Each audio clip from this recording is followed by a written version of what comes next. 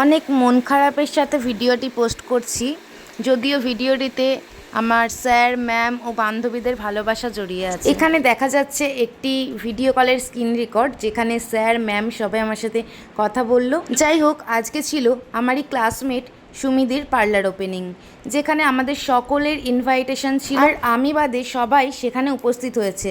আমি আমার পার্লারের কাজের জন্য সেই কারণবশত যেতে পারলাম না। তবে সন্ধ্যাবেলায় হঠাৎ করেই ফোন আসলো সরস্বতীর নাম্বার থেকে।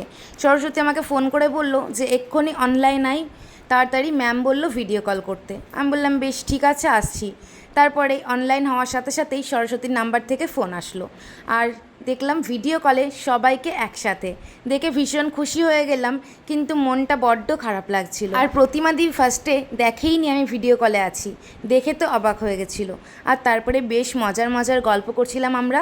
প্রতিমাদি দেখাচ্ছিল মেকআপ তুলে যে মেকআপ করেনি, প্রতিমাদিকে এমনিতেই এতটা সুন্দর লাগছে।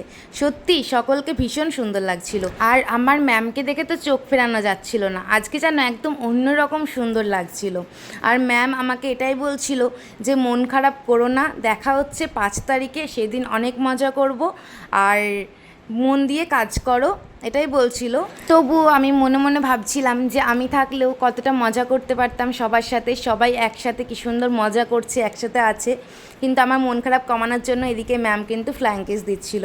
আর শুধু মন খারাপ কমানোর জন্যই নয়, ম্যাম সব সময়ই এতটাই ভালোবাসে। তবে এটা ভেবেই মনটা আরও ভালো লাগছে যে হাজার ব্যস্ততার মধ্যেও আমার অনুপস্থিতিটা মনে করে এইভাবে ভিডিও কলে সবাই কথা বলল।